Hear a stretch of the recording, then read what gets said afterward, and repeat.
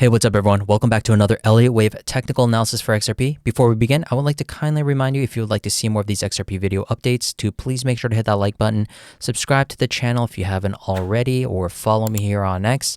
I do monitor everyone's interest and it still seems like everyone is highly interested in these XRP updates. And that being said, XRP is now on a rampage here on the local timeframes. The crypto markets are sizzling hot and it's looking like market confidence is stronger than ever just from these past few days. The bears are very angry, still trying to call for tops, and that's absolutely the reason why we need to stay focused on the bullish narrative that we've been talking about for months on end, because it's the bears' continuous speculation that provides the liquidity. We can't do it without them. So this speculation phase, in my opinion, is still heavily intact and is maybe just the beginning. It's when the bears finally convert at a higher level to being a full-on bear, full-on bull that is, that we can discuss any bearish alternatives or any profit-taking zones. So let's just do some quick housework here on the fundamental side of things. It's very important in my opinion. We are seeing XRP's volume ramping up quite a bit, and it's most notably coming straight from South Korea alone. We are seeing a heavy imbalance and influx of retail buying up XRP. Now, this comes to no surprise as XRP has been heavily beloved by South Koreans since the dawn of ages, basically back in 2017, which arguably also sparked the massive run. But the volume increasing this fast here in a short amount of time, again, no surprise, but increasing this fast has usually sparked these mini bull runs, and in this case should be the continuation of the bull market trend that we've been calling for on the macro. And what's crazy is that we are seeing once again XRP not only outpacing Bitcoin, it's outpacing Ethereum's volume as well, combined with Bitcoin, and it's now trading around a ratio of 1.5 to 2 times the volume from XRP alone against Bitcoin and Ethereum combined. Again, they're combined. This is huge because we've seen all of the signs of massive inflows into Korean exchanges early within this week alone, well surpassing Binance's inflows as well. This is not only the most transparent and front-end data, in my opinion, but it provides us clear, objective reasoning on where the capital rotation is actually occurring. The Koreans just love XRP, and this volume data alone is usually the foreshadowing type of event that has always led to massive pumps for XRP like we saw back in December. Now, moving on, I would also like to circle back to an old video and really touch upon why technical analysis is so important, and more importantly, what I focus on, which is the Elliott Wave Theory. And the Elliott Wave Theory not only filters out the noise of the markets, but it helps justify why something happens before and after the price moves. It provides us the proper context, and on top of that, it provides us unbiased general directions depending on the time frame you are trading. And again, the keyword here is unbiased general direction. And as you can see, this is more geared towards the haters and bears, but I've constantly reiterated a possible pullback even during the December run. In fact, I was actually talking about the possibility of a 60 to 70% pullback, and that is exactly what we got for a higher degree wave 1-2.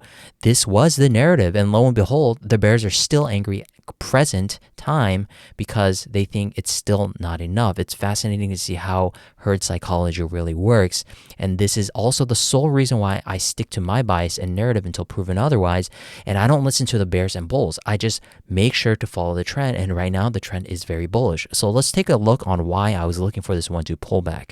A 50 to possibly even a 70-80% pullback before we actually go for this move here.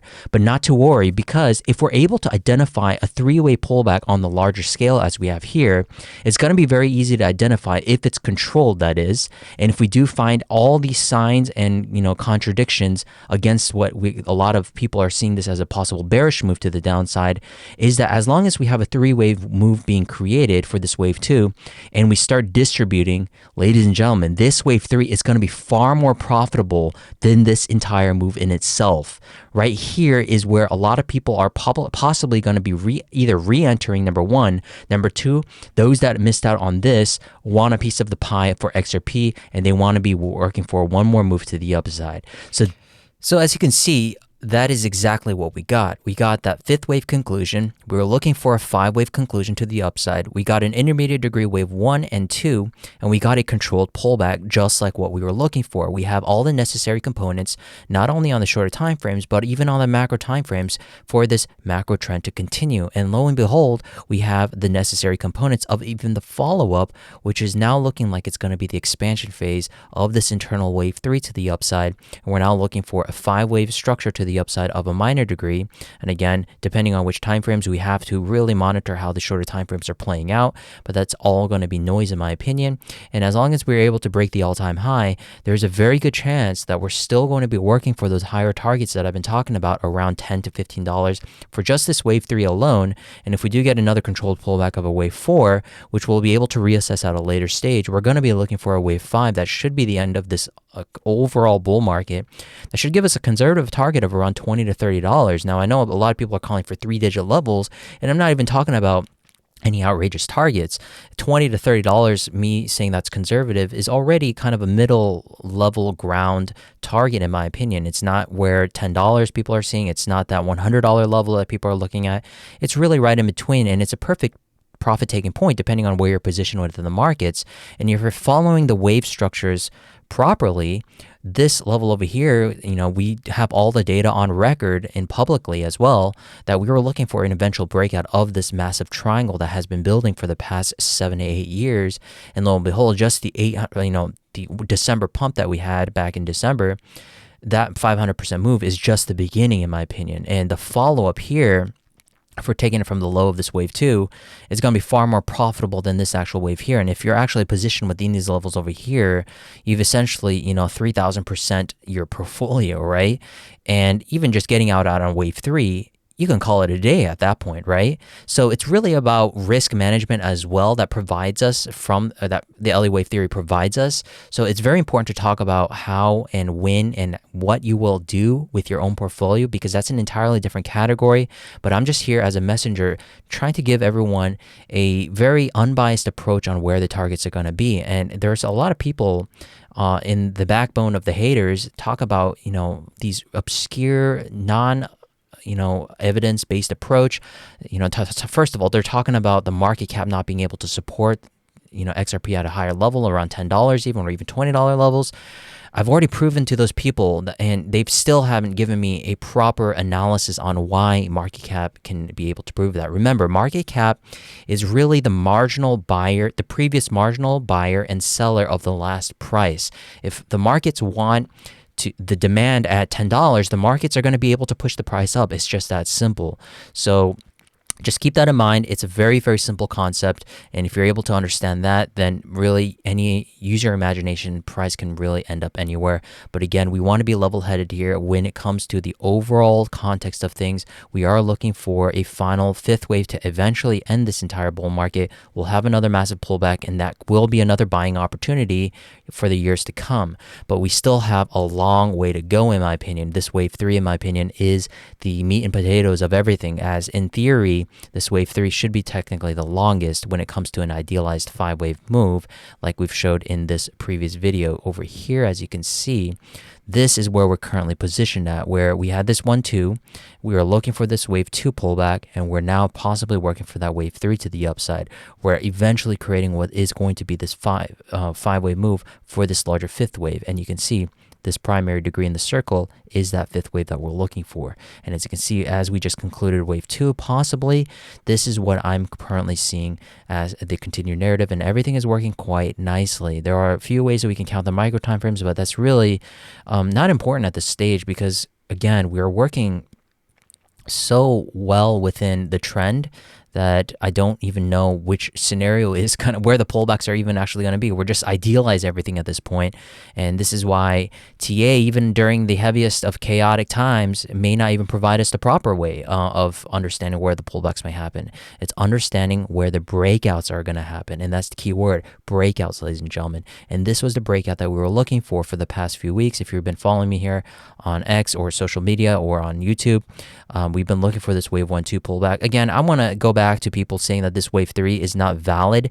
This is an absolutely valid structure, ladies and gentlemen. I'm a certified Elliott Wave technician here, and I'm going to tell everyone here once again, and I want to put it to rest, this wave 3 being shorter than this wave 5 is absolutely valid. As long as this wave 5 is longer than this wave 3, wave 1 has no relationship to wave 3 or wave 5. Again, ideally, we want the overall structure of a leading expanding diagonal to be shorter, meaning that wave 3 should be longer than wave 1. That was originally the case, but now we want to make sure that things are valid in the current tech context of things with the Elliott Wave Theory rules and guidelines.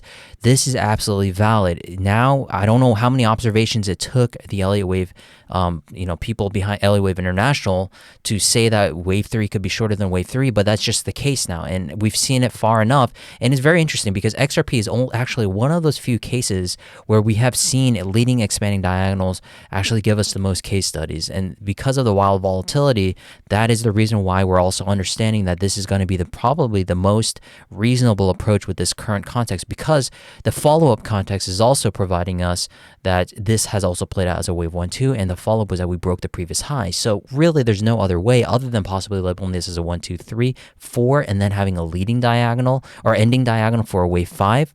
But again, that's also subjective in nature as well. Here, I'm not trying to provide or prove anything here. I'm just trying to provide what the future context of these waves are possibly giving us. And this is currently what I'm currently seeing, which is a continuation as an impulse. We've also narrowed down the scenarios as a possible flight idea, and I've even removed that idea as well for the time being. We can summon that idea again if we are kind of, get rejected around these levels. Of course, we could. But again, in my opinion, just with the things of how the nature of crypto markets are looking like right now, it just seems like we are going for higher levels. Again, pullbacks along the way are absolutely not only necessary but vital to the markets of a healthy bull trend. And again, the bears will take all those opportunities and use that speculation. But in my opinion, because of that, the smart investors actually want the bears to continuously speculate, because if everyone is on board being a bull, sure, that'll pump the price up like crazy, but you lose that speculation phase since everyone is on the same train. And right now, we have a pretty good balance of the bears and bulls still trying to speculate which direction it's going to be going. So in my opinion, as the bears continuously prove to themselves that, speculating they're going to continue to short to the upside, that's what provides the liquidity, eventually breaking higher levels. So that's how we're looking at XRP, ladies and gentlemen, from a general perspective. And here on the local time frames, I'm still seeing higher levels. Hopefully that was helpful. I will see you guys in the next video. And please make sure to hit that like button, subscribe to the channel, follow me here on X or whatever it is. Thank you very much. Have a fantastic rest of the week and weekend. Thank you very much. Bye-bye.